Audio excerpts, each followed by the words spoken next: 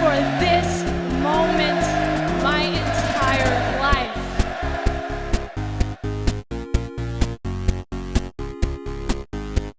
Hey guys, this is Chase. I'm that guy with the gloves.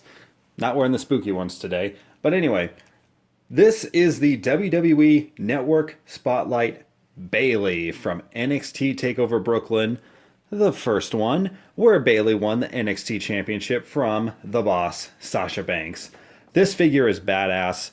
I'm not going to lie, this is probably my favorite of the network exclusives right now, or the network spotlight, sorry. I keep saying exclusives. It's a Toys R Us exclusive.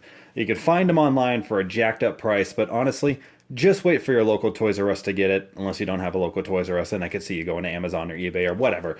Anywho, let's get a look at the figure. Just gonna zoom in close to give you a big ol' hug. It would have been cool with this being a Toys R Us exclusive if it would have gotten its own special packaging the way the Seth Rollins cash-in got and the way the Brock Lesnar figure and, you know, so on and so forth. But her being the first female figure to get a network spotlight is awesome. The side packaging is cool. It's got what she was wearing at NXT TakeOver Brooklyn. Looks pretty awesome. She's got her dusty armbands on. Rest in peace, American Dream. It's got a cool photo of Bayley, like kind of behind the scenes, out of character. Brief description of NXT TakeOver Brooklyn. Another little side thing right there. I really wish they would put a picture of what the action figure is supposed to be somewhere on the packaging. This would deter repackers, and I like it. I think it's cool when they do that. Mattel hasn't done that with their figures since the first wave of Elites, but I really want them to go back to doing that. Anyway, that's just something I wanted to say. Now, let's rip open this packaging and give her a big ol' hug. What's interesting is that she is actually, like, stapled in there, so that's a good way to deter thieves. So, smart move, Toys R Us or Mattel. And here is our Bayley figure out of the packaging, and I have to say, I really do love this thing. I have one minor gripe about it, which I will get into soon, but let's just look at this thing overall. I love the face sculpt on it. It looks so happy. It's got a perfect expression for Bayley. The makeup looks pretty good, and that's going to lead to my one complaint about the figure. One of her eyes is not painted on perfectly. In fact, that was a problem I had at the Toys R Us that I went to. Pretty much all of the Bayley figures had some weird problems with their makeup. And I just noticed too, her eyebrows are a little uneven. That's something I can fix, but you know, we've been saying this a lot lately. Get the guys on the Wrestling Figure podcast, myself, Mattel has been doing a really poor job on painting these faces, and sadly the trend is continuing. I don't know what it's going to take to get them to change that, but they need to start doing something. This is getting out of hand. People are getting really turned off by these figures with them doing this. It's making them less valuable. It's making them so that we have to customize them when we get them, and then we might mess them up, and it's just bad business. Come on, guys. Get your stuff together. But like I said, I do love this face sculpt. It looks awesome. I think the hair looks really great. I love the way the ponytail looks.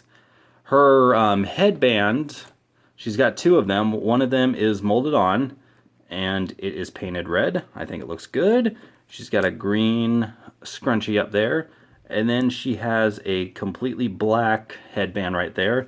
I believe it had polka dots on it as a tribute to Dusty Rhodes. I'm not 100% certain on that, but I will double check that. And like I said, it's removable. Her outfit looks really good. I love the gold and the white. Unfortunately, they do something I don't like, which is they use this basic diva mold on here where you could see the bra strap lines, and they just paint it over it. The lacing looks good, but I really wish they had a second mold, or that they would just make another mold for the Divas figures, because this looks terrible when you look at it up close, and I just don't get it, you know? Come on. A little more effort, that's all I'm asking. Her tassel cape, even though I'm a fabrics guy, I wish this stuff was fabric, I think it does look really, really neat. And even though it's not made out of fabric, It's light enough to where you can pose it. It just kind of gets a little deformed. But you can move it around, so that's a welcomed addition. It comes off easy enough. It's just got a little peg hole right there. Pop it out. Comes off the neck. The hand pieces just slide off. And voila. Now, Bayley does have 2 set of open hands, which sadly means she can't hold on to anything like an NXT Women's Championship. But she is a hugger, so she does kind of need her hands open. She has 2 set of Dusty Rhodes armbands. Really awesome. I'm glad they included that. Her tights look really cool as well. It's got the gold and white pattern, same as the top. She's got a little robot head on there, like a little explosion star type thing going around, and then she has her Bayley B with the scrunchy bow with her ponytail. That's really cool. The leg tassels are really interesting. They are molded on, so big ups for not painting them, Mattel. I really like what you did here. And there's a set of them. They just wrap around and then they disconnect right there. And the reason they're like that is so that you can have the articulation on the boot and on the knee joint. So really, really cool. I don't think they've really done this for another figure before. So that's awesome. Big ups to you, Mattel. Good job getting this Bayley figure right in this detail.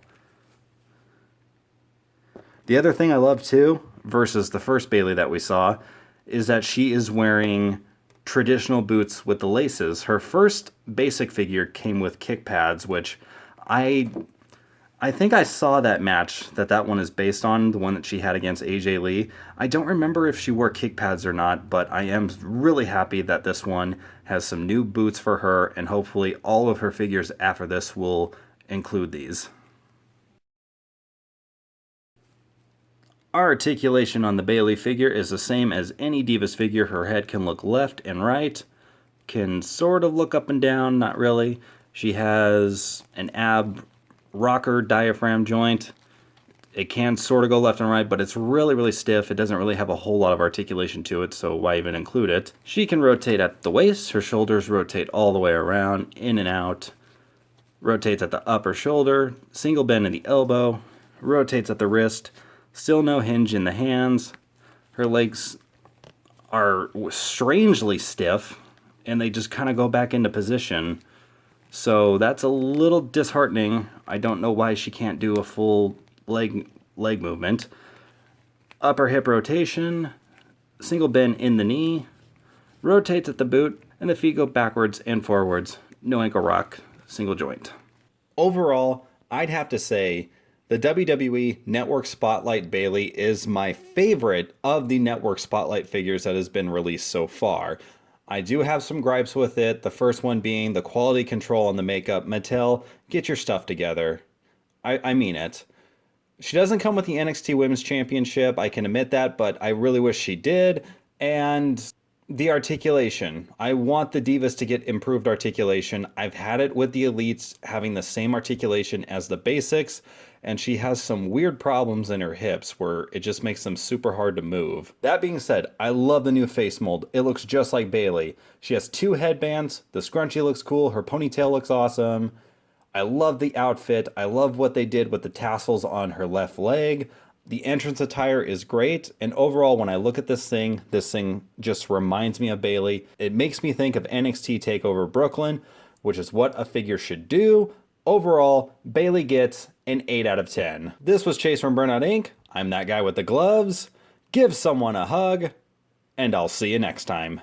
And seeing as how we're already at it, and I haven't reviewed this figure yet, let's go ahead and take a look at her first basic figure.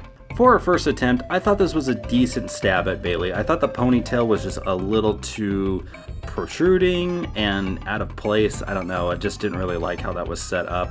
The face looked pretty good. I think the Network Spotlight one looks a lot more like Bayley, just my opinion. Her top is pretty cool, has the same problem as the other one with the molded on parts that you can see and then the painted on parts, but, you know, whatever. She's got yellow wristbands. The blue really pops on this figure, that's something I do like.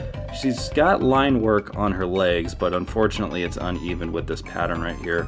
And then she's got a cute little triceratops right there. And then these are the kick padded boots, which, like I said, I don't remember her ever wearing kick pads, but I'll just have to go back and watch that match with AJ Lee and see if she was wearing these or not. Only other difference between this and the Network Spotlight is that she has a closed fist on her right hand instead of an open one, so that's really it. WWE hasn't done that with their figures for a 3, 2, 1. Now, all that said, 3, 2, 1, can rotate left and right on 3, 2, 1. Her 3, 2, 1. Her pants, 3, 2, 1. Her tights look really cool as well. It's got the same gold and white pattern, 3, 2, 1. It's got the same gold and white 3, 2, 1. It's got the gold and white pattern, same as the top. I'll have to go back and watch this match to really get a 3, 2, 1.